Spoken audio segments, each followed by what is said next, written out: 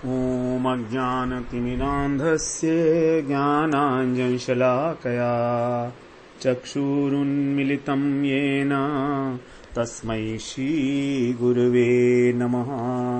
वन्देऽहं श्रीगुरो श्रीयुत्पदकमलं श्रीगुरून् वैष्णवांश्च श्रीरूपं साग्रजातं सगण रघुनाथान्वितं तं सजीवं साद्वैतं सावधूतं परिजनसहितं कृष्ण चैतन्यदेवं श्रीराधा कृष्णपादान् सहगण ललिता श्रीविशाखान्वितांश्च राधा करावचित पल्लव वल्लरी के राधा पदांक विलसन मधुरे स्थली के राधा यशो मुखर मत खगावली के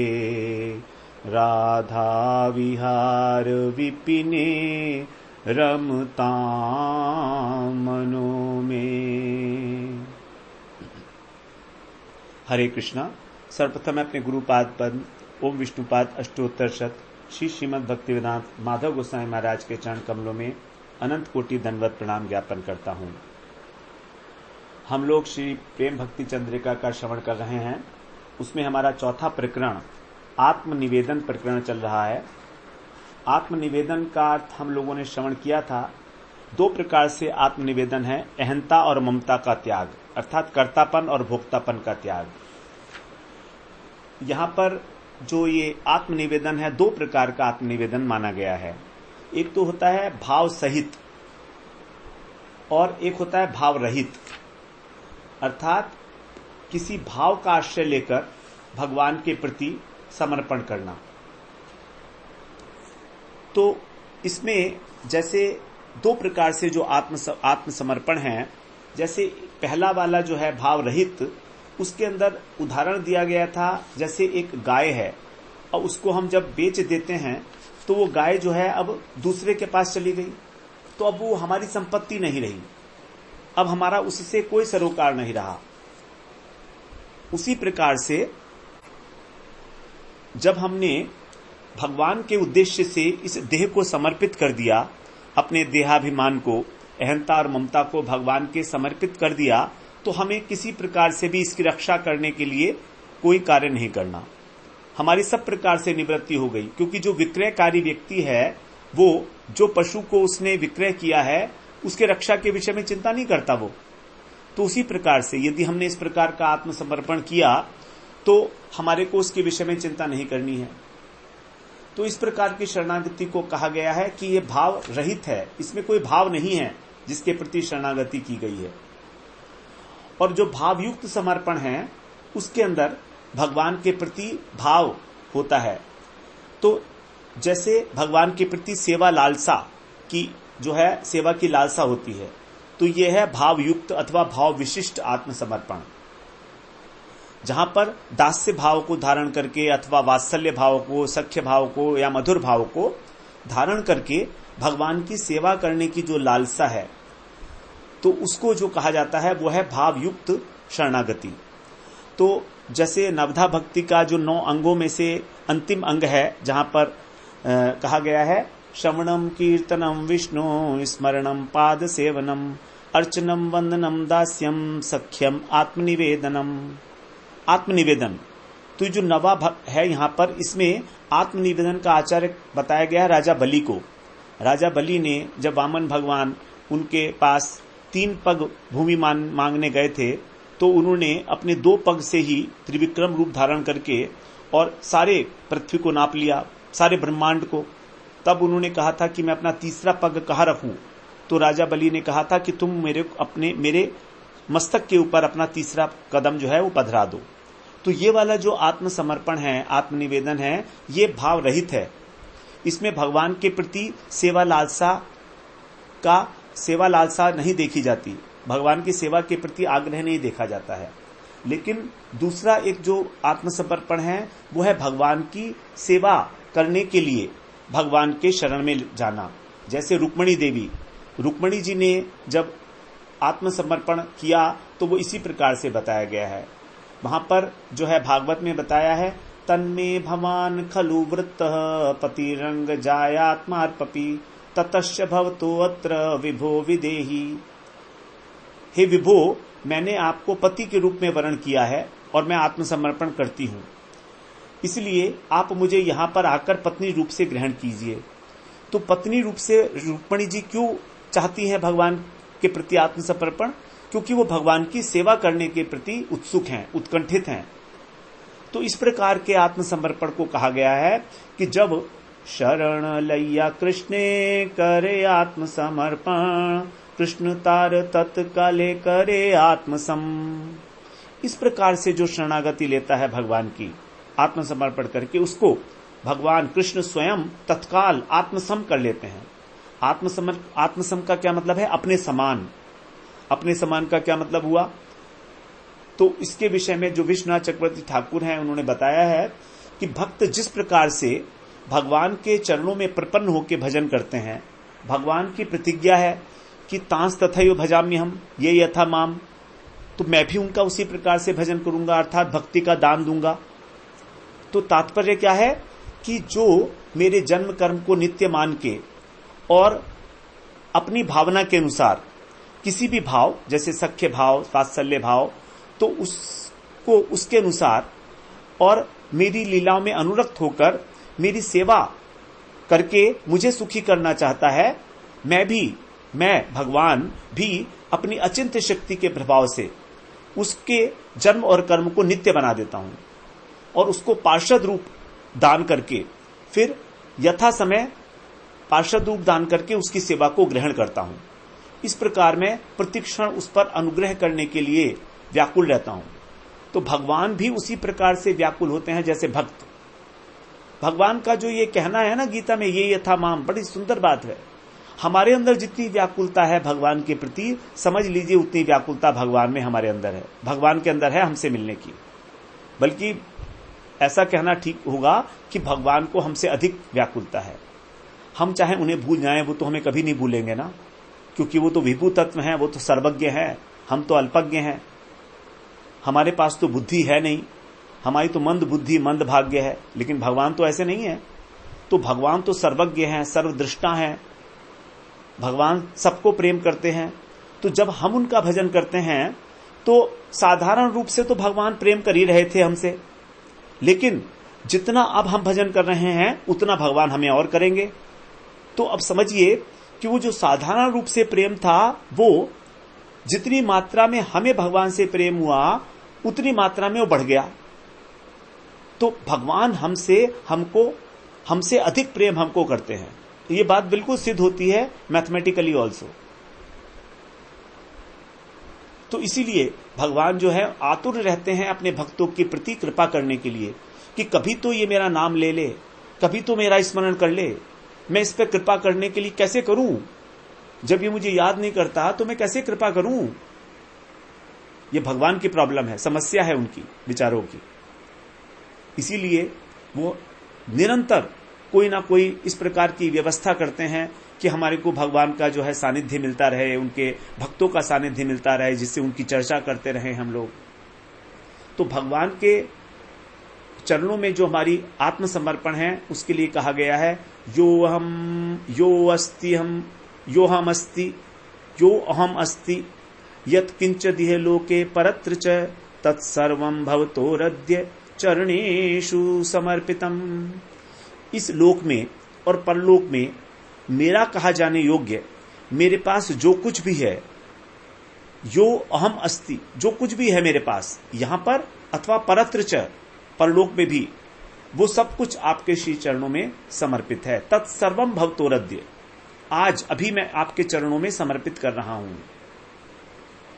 तो जब मन में हमारे इस प्रकार की भावना होती है, बिना किसी कामना के, ना तो इस लोक की कोई कामना, ना परलोक की कोई कामना, तब हमारा हृदय, हमारा चित्त स्वयं से भगवान के श्री चरणों में आविष्ट होने लगता है।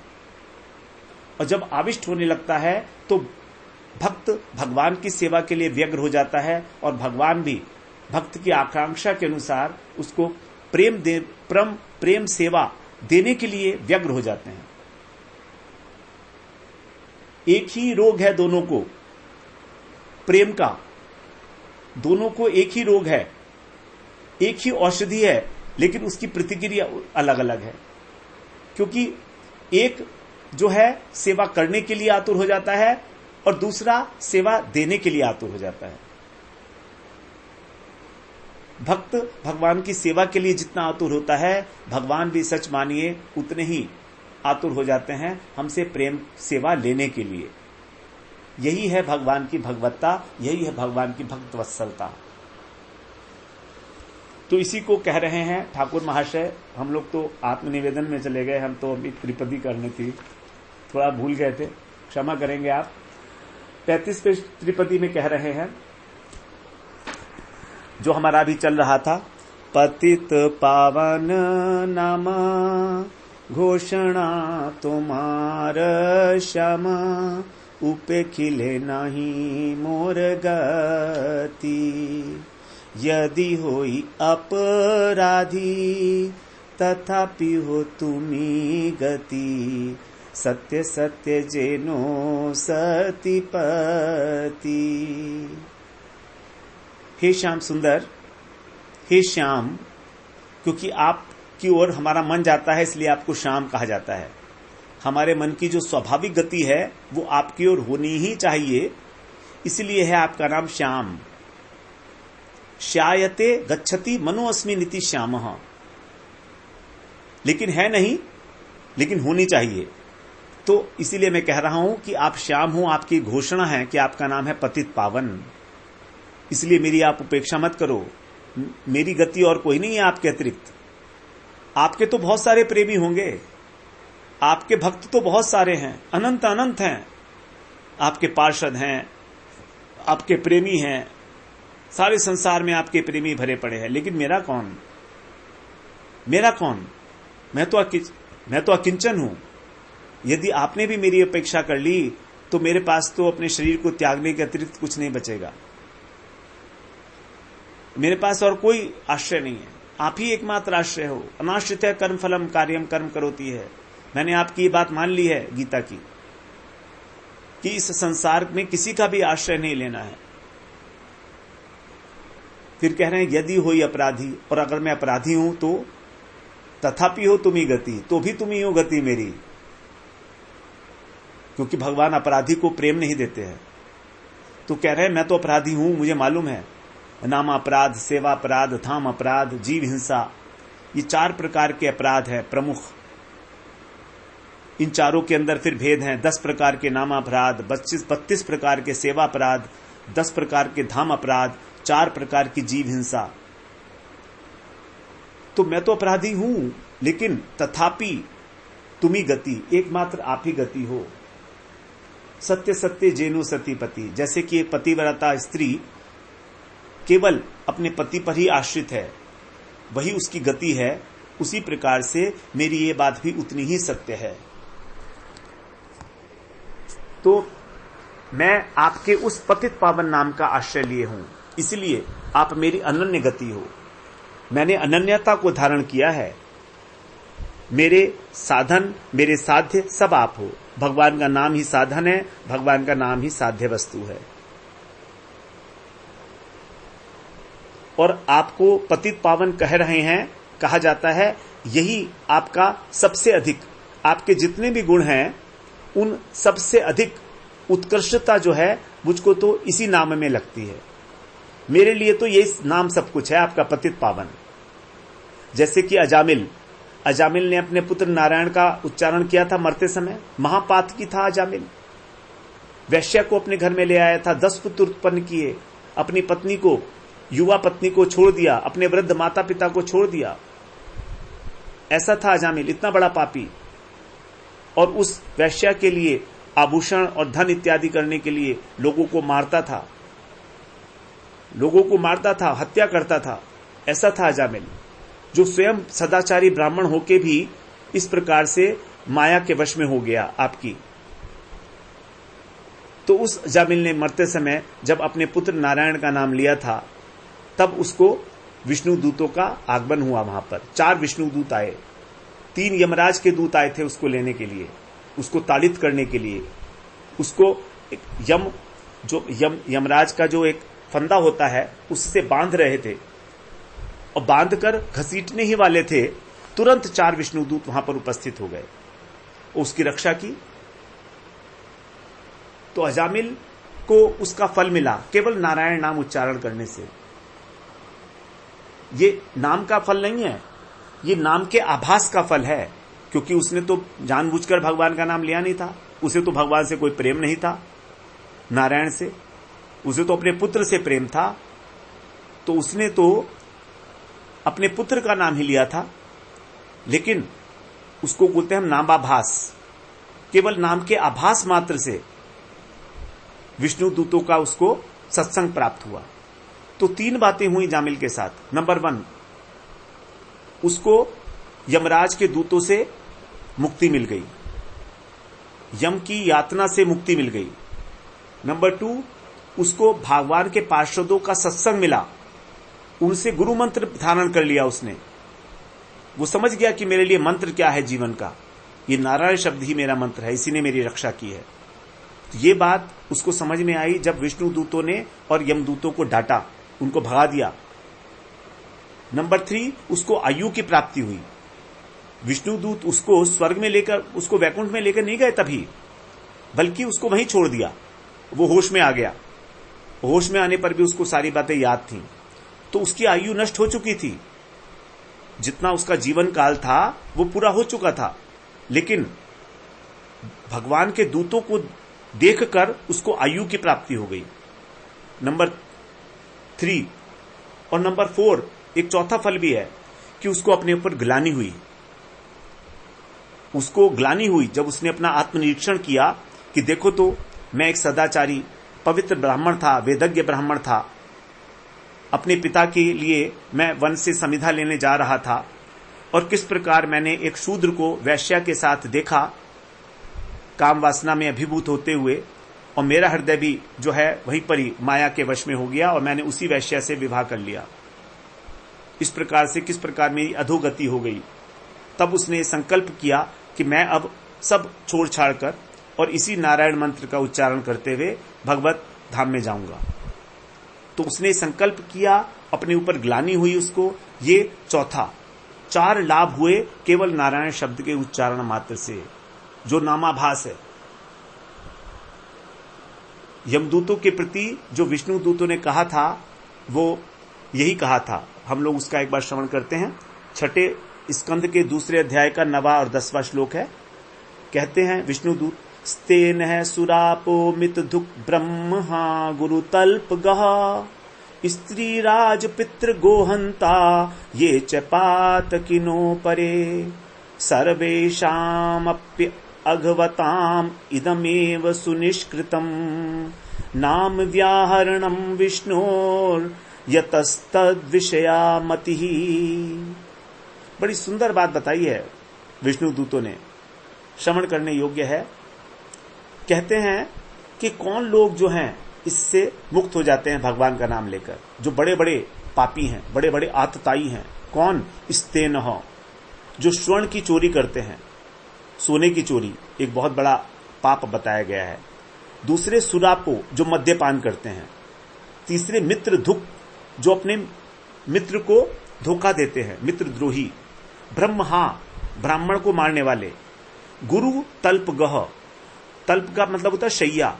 तो जो गुरु हैं उनकी जो पत्नी है उसके साथ जो रमण करते हैं, गुरु पत्नी गामी, अत्यंत निकृष्ट। गुरु तल्प गह। स्त्री, राजा, पिता और गाय, इन चारों के हत्यारा।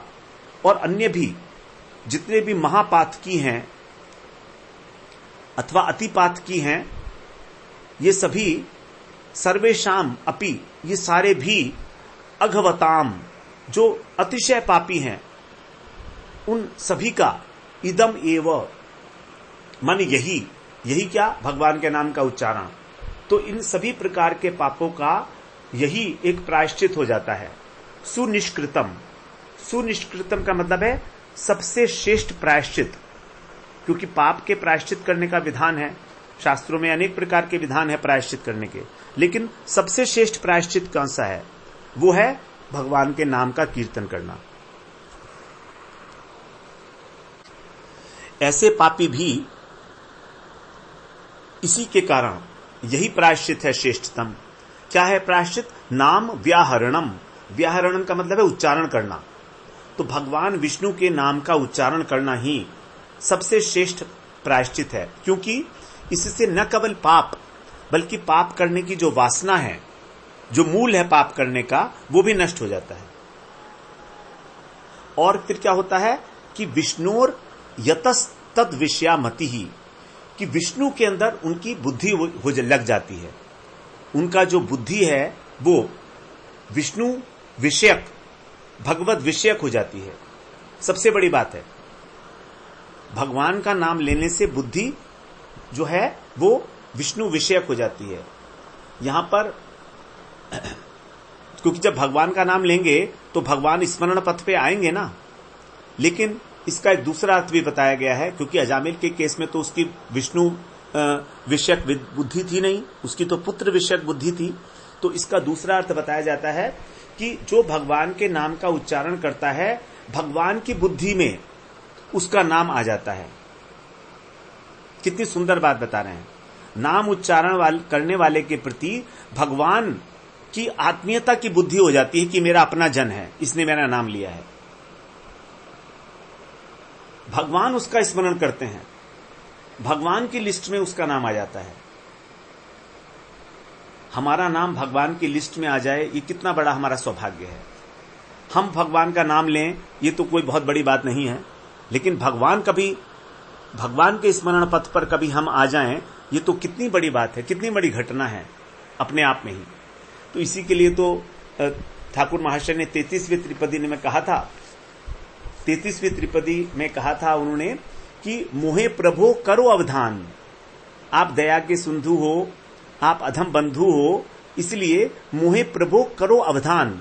अवधान मतलब स्मरण, कि आप मेरा स्मरण करो, मैं कभी आपके स्मरण पथ पर आ जाऊं।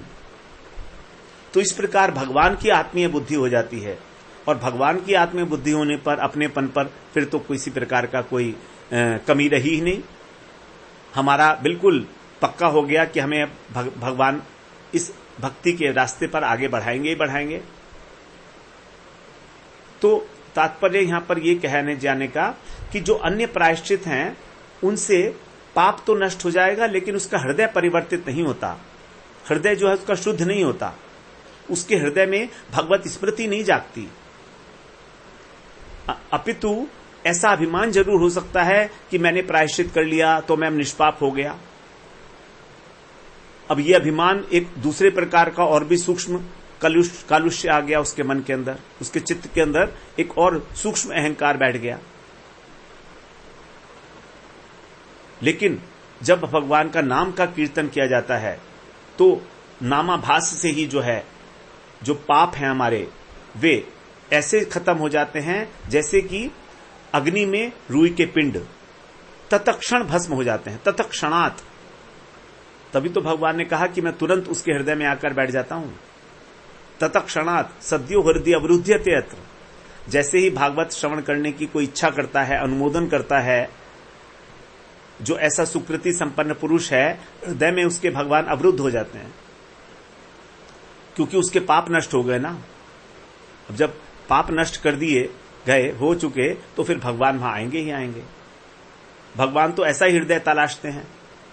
भगवान एक्चुअली पाप नहीं नष्ट करते, उनकी जो विद्या, जो भक्ति देवी की जो विद्यावृत्ति है, जो उनके पीछे पीछे अनुगमन करती है, वही सारे पापों को नाश कर देती है, साफ कर देती है। सिंहासन भगवान के आने के लिए तैयार कर देती है कि भक्ति देवी विराजमान होंगी।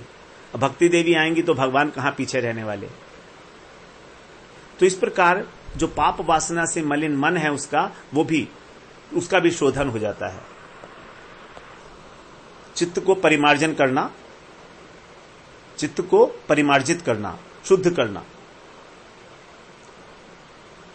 तो इस प्रकार से जैसे क्योंकि इस नामाभास के अंदर भी संकेत से उसने अजामिल ने नारायण का नाम लिया था संकेत से, अपने पुत्र के बहाने से। लेकिन भगवान जो हैं उनको तो ये बात पता है ना कि इसने मेरा उच्चारण लिया है, नाम लिया है, तो मेरा नाम लिया है तो मेरा दास हो गया। अब भगवान का जो दास है वो तो भगवान के साथ सामने, भगवान के समक्ष हमेशा ही भगवान उसकी रक्षा करेंगे। तो इसीलिए भगवान के लिए कहा गया तद विषयामति। अब उसका उत्तरदायित्व तो भगवान के ऊपर आ गया, क्योंकि उसने भगवान का नाम ले लिया, भगवान को पुकारा, और वो भी आर्त स्वर में, बड़ी व्याकुलता के साथ, बड़ी तन्मयता के साथ। ऐसे नहीं जैसे हम लोग करते हैं, मैकेनिकली हम लोग भगवान का नाम लेते हैं ना। हमारे हृदय में तो कहीं किसी प्रकार का कोई दुख या कोई आर्त भाव या कोई जिज्ञासा मिलने की व्याकुलता, ऐसा कुछ नहीं है तो भी, लेकिन तो भी ठीक है, हम लोग पुकार तो रहे हैं ना। कभी कोई दुख होगा तो भी पुकारेंगे ही ना, दुख में भी तो भगवान को ही पुकारेंगे ना। आदत तो पड़ेगी, भगवान का मुख नाम तो निकलेगा मुंह से, क्योंकि कैसे भी लो भगवान का नाम हमेशा मंगल करने वाला है। भाव कुभाव अलख आलसहु, राम नाम मंगल दिशि दसहु। तो इस प्रकार के भगवान के नाम की जो शक्ति है वो अतुलनीय है। कहीं पर भी इस प्रकार की किसी भी प्रायश्चित में, किसी भी यज्ञ में, किसी भी तप दान इत्यादि में ऐसी शक्ति नहीं जो भगवान के नाम की शक्ति है। तद विषयामति, जो भगवान को भी स्मरण करा दे अपने भक्तों का, ऐसी शक्ति, जो भगवान को भी वशीभूत कर दे, ऐसी शक्ति। भगवान ने कहा है कि मैं केवल अपने भक्तों के ही वश में होता हूं। भक्तों के वश में भगवान हो जाते हैं, और किसी के वश में होने वाले भगवान नहीं है।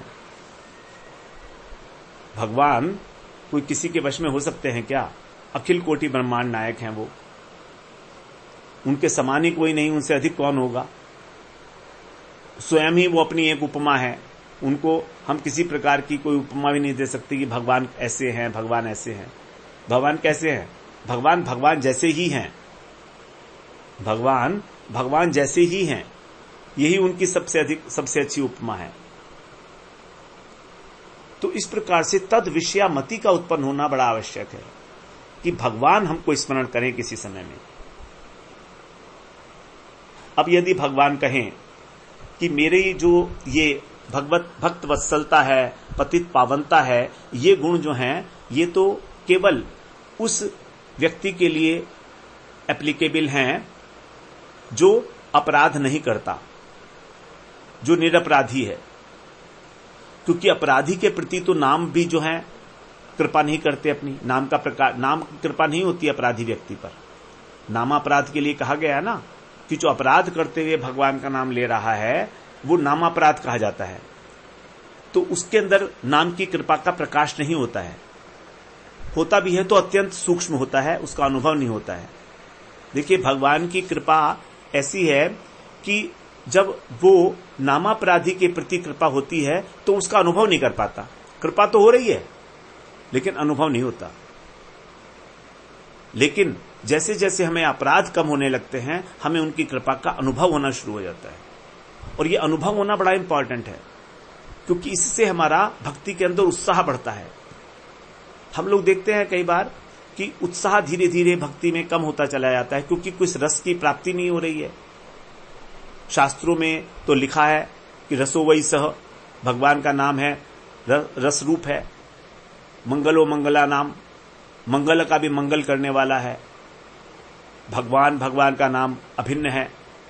ये सारी बातें तो हैं, लेकिन हमको रस क्यों नहीं मिलता है?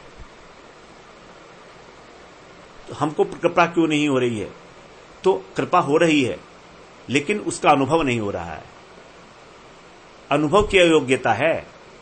कृपा में कमी नहीं है, कृपा तो हो ही रही है। भगवान ने कहीं कोई बांध नहीं बना रखा है अपनी कृपा के ऊपर, वो तो हमने ही ब्लॉक कर रखा है उस कृपा को अपने ऊपर आने से। ब्लॉकेज हमारी तरफ से है, सेल्फ क्रिएटेड। तो इसके लिए अब इसके उत्तर में ठाकुर महाशय कह रहे हैं, ठीक है, आप बिल्कुल ठीक कह रहे हैं, मैं तो जन्म जन्मांतर का अपराधी हूं। यदि होई अपराधी तथापि हो तुम्ही गति। तो दीनता, भगवान दीनता जो है नरोत्तम दास ठाकुर की एक और ऊंचे स्तर पर पहुंच जाती है। दीनता के भी स्तर है ना, तो दीनता भी एक अत्यधिक ऊंचे स्तर पर पहुंच गई। अब उनके अंदर अपने अंदर ग्लानि का अनुभव भी होने लगा है। अपने को तुच्छ मानते हुए अतिशय दीनमान हो रहे हैं, कह रहे हैं मैं तो अपराधी हूं, जन्म जन्म का अपराधी हूं, महाअपराधी हूं। तो यहां पर जो अपराध शब्द है, यहां जो आया है एक शब्द यदि होई अपराधी, तो ठाकुर महाशय का यह मतलब नहीं है कि यदि मैं अपराधी हूं तो, ऐसा कोई संशय नहीं है उनको, बल्कि वो इस बारे में निश्चित मत हैं कि हां वो अपराधी हैं। कहीं ऐसा ना सोच ले कि भगवान को चैलेंज कर रहे हैं कि यदि मैं अपराधी हूं, क्योंकि सामान्य शिष्टाचार में ऐसा जो है नहीं कहा जाता कि यदि मैं अपराधी हूं तो मुझे माफ कर दो। क्या हम ऐसा तो ना बोलते हैं किसी से? मान लीजिए हमने किसी के थप्पड़ मार दिया और थप्पड़ मार के बोलते हैं उससे कि ठीक है मैंने आपको पिटाई किया, यदि आप मुझे अपराधी समझते हो तो मेरे को दंड दे दो, गलती से मैंने मार दिया आपको। तो ऐसा तो ही बोलते हैं हम लोग, ये तो अशिष्टाचार माना जाएगा कि अरे भाई तुमने अपराध किया है और फिर भी कह रहे हो कि तुम यदि मैं अपराधी हूं, ये तो अपराध के ऊपर अपराध कर रहे हो तुम। तो यहां पर जो यदि शब्द का प्रयोग है वो निश्चय के रूप में है। वो कह रहे हैं कि निश्चित रूप से मैं जानता हूं कि मैं अपराधी हूं, वास्तव में अपराधी हूं मैं कोई कपट नहीं कर रहा हूं आपसे कि ऊपर ऊपर से कह रहा हूं। कई बार हम लोग जो हैं पदों के अंदर गायन करते हैं पदावली में महाजनों की, तो उसके अंदर बड़े मार्मिक शब्द होते हैं दीनता के, वो हम भी गाते हैं, लेकिन क्या हम वैसा अनुभव करते हैं? नहीं करते। अनुभव तो उन महाजनों ने किया है, एक एक शब्द का अनुभव किया है मूर्त रूप में, तभी तो उनकी लेखनी से वो शब्द निकला है। लेकिन हम तो उसको रोज रोज जोर जोर की म्यूजिक के ऊपर, मृदंग के ऊपर, हारमोनियम के ऊपर गाते हुए भी उसका अनुभव करने के लिए अपने करने के योग्य नहीं होते, नहीं कर पाते। अगर हम उसका अनुभव कर लें तो हमारे मुंह से आवाज ही ना निकले, ऐसा हो जाए। इतनी मार्मिक करुणा के शब्द पदावली में सन्निहित हैं, इस प्रकार से उनको लिपिबद्ध किया गया है कि यदि एक शब्द का अर्थ भी हमारे हृदय में उतर जाएगा ना, तो गदगद कंठ हो जाएगा, अश्रुधारा रुकेगी नाए। तो वो अपने निश्चित रूप से अपराधी समझ रहे हैं।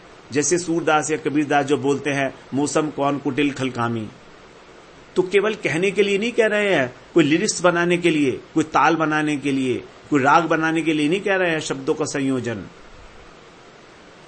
वो स्वयं से अनुभव करते हुए कह रहे हैं।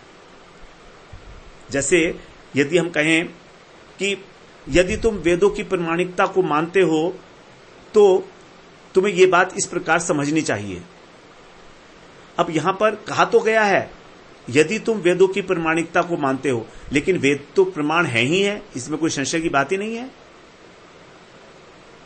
तो कहने के लिए व्यवहार में इस शब्द का प्रयोग किया गया, यदि तुम वेदों को प्रमाणित मानते हो तो तुम्हें विश्वास करना चाहिए। तो यहां पर वेदों की प्रामाणिकता के विषय में कोई संदेह नहीं है, ये तो एक स्वयं सिद्ध बात है कि वेद ही एकमात्र शब्द प्रमाण है हमारे लिए।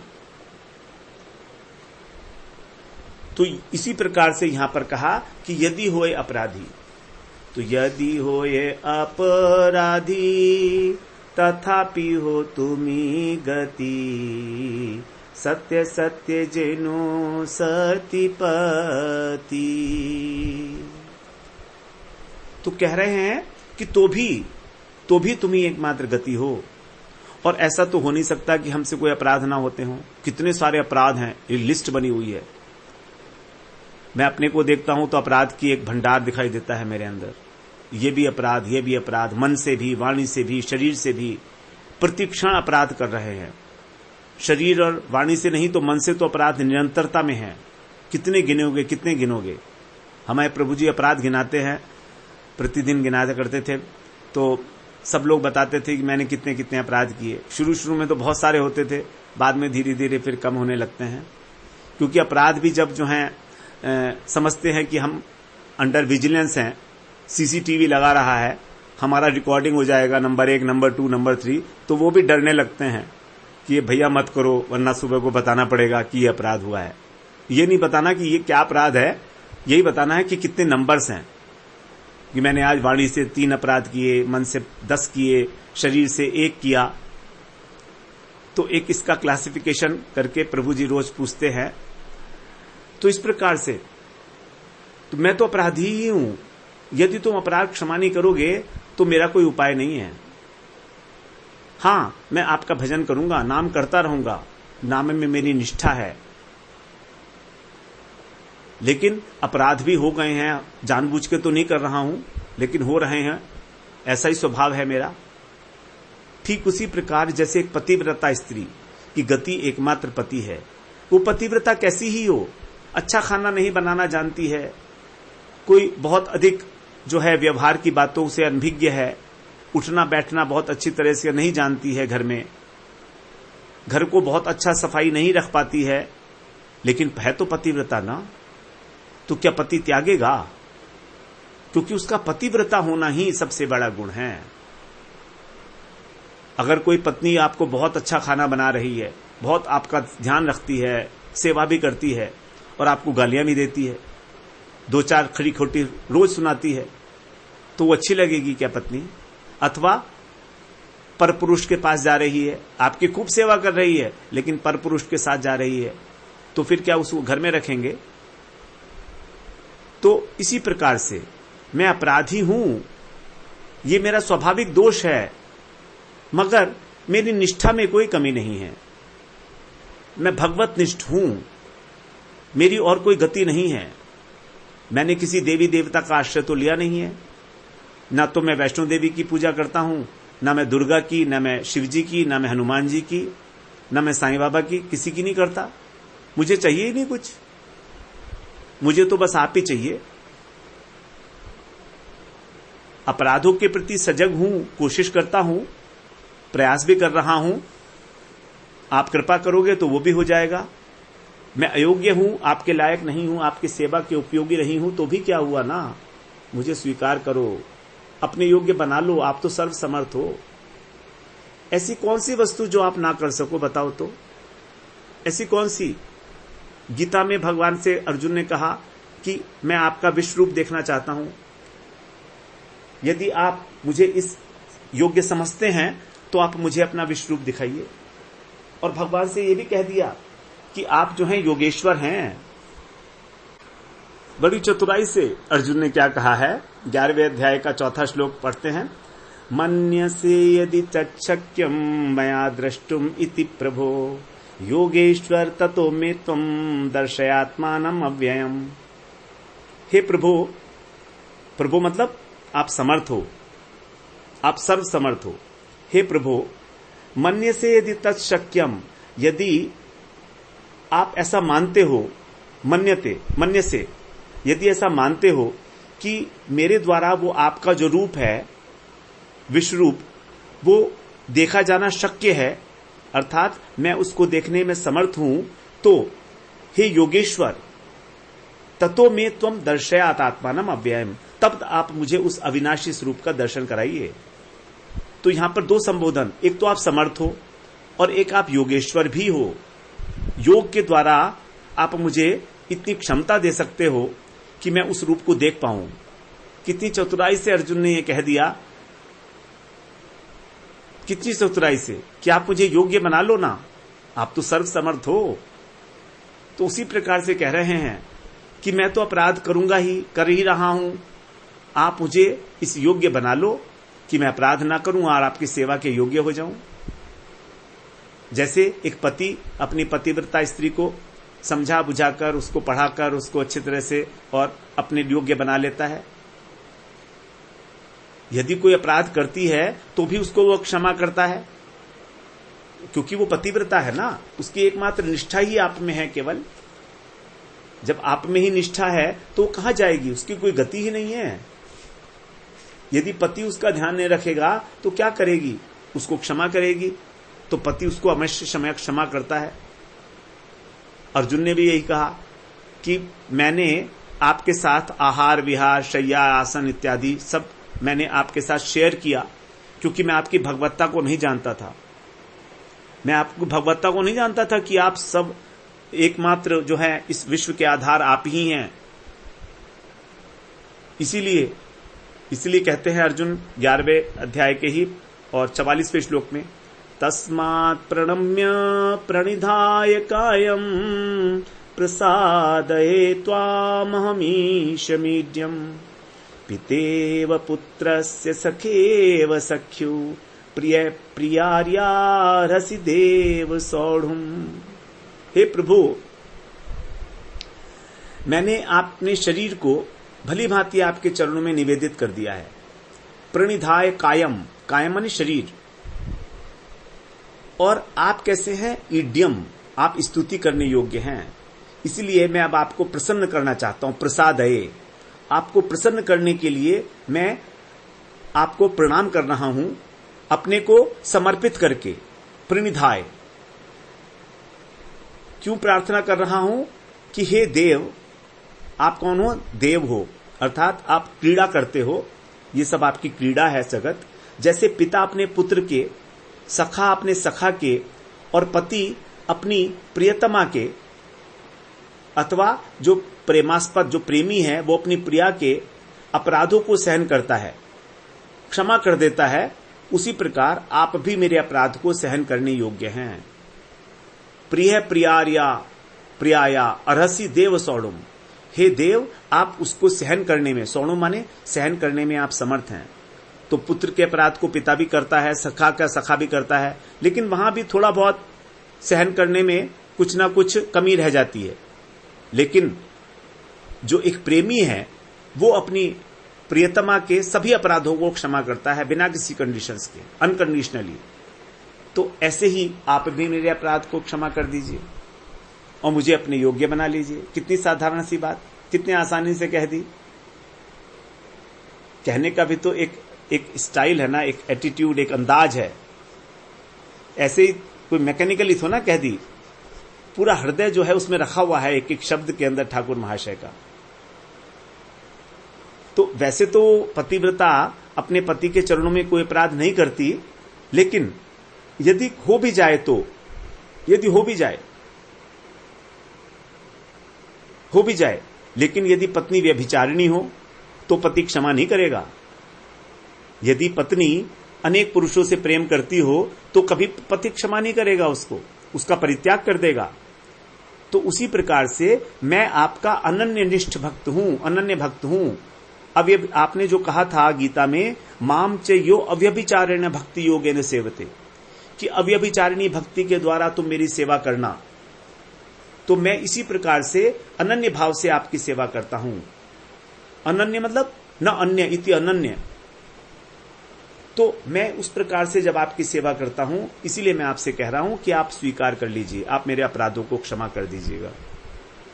ये मेरी निष्ठा है, मैं किसी अन्य देवी देवता की उपासना नहीं करता कभी भी। आपकी प्रेम सेवा करने के अतिरिक्त मेरे हृदय में कोई कामना नहीं है। अनुकूल्यन कृष्णानुशीलनम, यही है मेरे जीवन का योजन। अन्याभिलाषिता शून्यम ज्ञान कर्माद्य अनावृतम। इस प्रकार से मैं आपकी अनुकूलता से सेवा करना चाहता हूं। इसीलिए आप जो है मुझे स्थान दीजिए अपने चरण कमलों में। और यदि पूर्व संस्कारवश अथवा किसी दुस्संग में पड़कर दैव योग से यदि मेरा कोई अपराध हो गया तो आप निश्चित रूप से क्षमा करिए, क्योंकि आपने कहा है कि आप इस प्रकार के अपराध को क्षमा कर देते हैं अपने भक्तों के।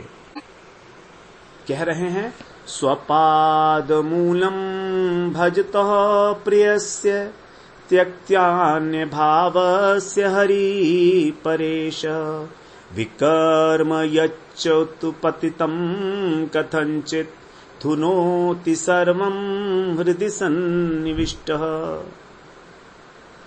11वें स्कंध में 5वें अध्याय में राजा निमि से कह रहे हैं, जो नव योगेंद्र हैं, 42वें श्लोक पे, स्वपाद मूलम भजतः प्रियस्य, जो भगवान के चरण कमलों में आश्रित होकर बड़े प्रेम पूर्वक उनका भजन करते हैं। कैसे करते हैं? त्यक्त्यान्य भावस्य हरि परेश, जो भगवान हैं, हरि हैं, उनसे अन्य जो हैं उन सब के प्रति प्रत्येक भाव का निषेध करके, त्यक्त सबको छोड़कर, अर्थात किसी के प्रति भी उनकी भगवत बुद्धि नहीं है, एकमात्र श्री हरि के चरणों में ही भगवत बुद्धि को धारण करके, त्यक्त्यान्य भावस्य, अन्य किसी प्रकार के भाव को त्याग कर किसी अन्य देवी देवता के प्रति विकर्म यच्च उत्पतितम कथनचित, यदि उनसे दैववश कोई विपरीत कर्म हो जाए, विकर्म हो जाए, कोई निषिद्ध कर्म हो जाए, कथनचित कभी हो जाए, तो वो भी धुनोति सर्वम हृदय सन्निविष्ट, उसको उसका जो पाप है, उसका जो संस्कार है, उसको आप अच्छी प्रकार से धो देते हो। धुनोति माने धो देते हो, साफ कर देते हो। हृदय सन्निविष्ट, क्योंकि आप उसके हृदय के अंदर विराजमान हो, उसका हृदय आपके अंदर आवेशित है। कारण है आपके अंदर आवेश का होना, किसी भी भाव से हो, काम से हो, क्रोध से हो, भय से हो, द्वेष से हो, संबंध से हो, प्रेम से हो, स्नेह से हो, भक्ति से हो, निविष्ट है वो आपके अंदर। इस प्रकार का जो आपका भक्त है, आप स्वयं उसके हृदय के अंदर रहकर और उस प्रकार के पाप को नष्ट कर देते हो। धुनोति सर्वम, तो भगवान अवश्य ही उनको क्षमा करते हैं जो इस प्रकार से अन्य देवी देवता की उपासना को छोड़कर अथवा कृष्ण से इतर वस्तु की कामना को छोड़कर भगवान का भजन करते हैं। तब एक अव्यभिचारिणी स्त्री जो पतिव्रता स्त्री है, उसकी भांति भगवान जो है उसके वश में हो जाते हैं, जैसे उसका सदपति वश में हो जाता है।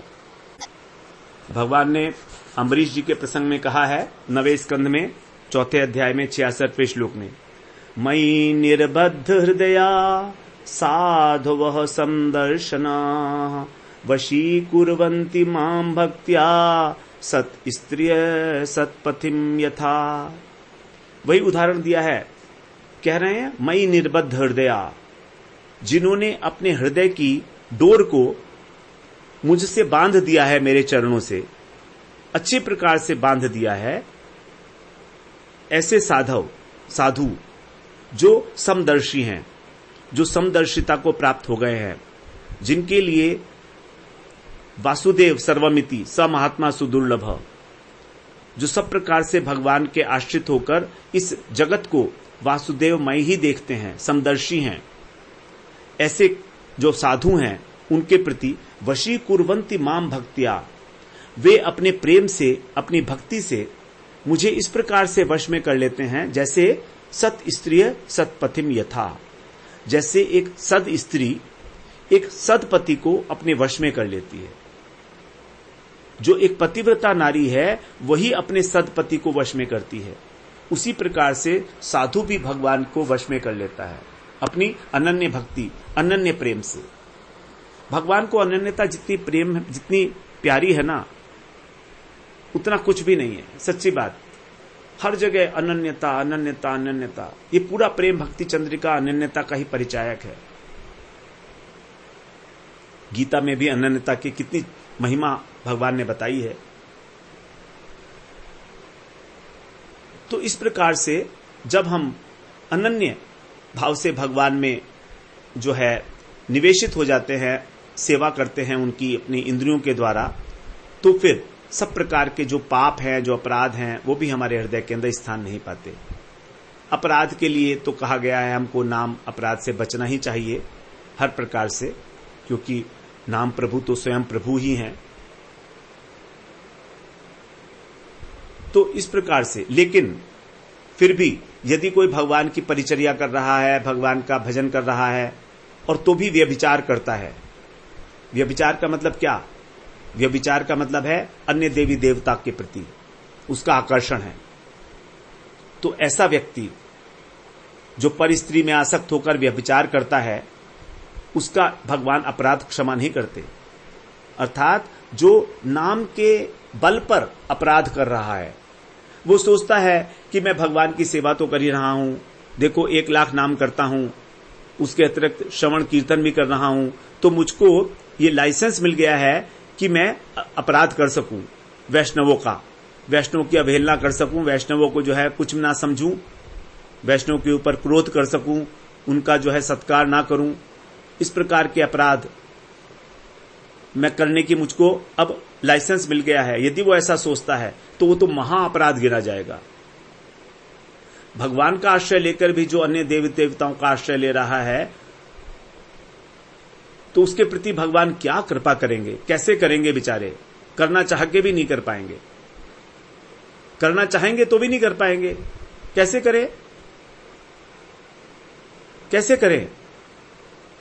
यदि मान लीजिए एक पुत्र अपने पिता का आश्रय छोड़कर और पिता का जो मैनेजर है उससे पैसे मांगता है, तो मैनेजर तो उसे पैसे दे देगा खूब, लेकिन जब पिता को यह बात पता लगेगी कि इसने मुझे छोड़कर, मुझसे नहीं मांगे, मेरे मैनेजर से मांगे, तो पिता को कितना दुख होगा ना।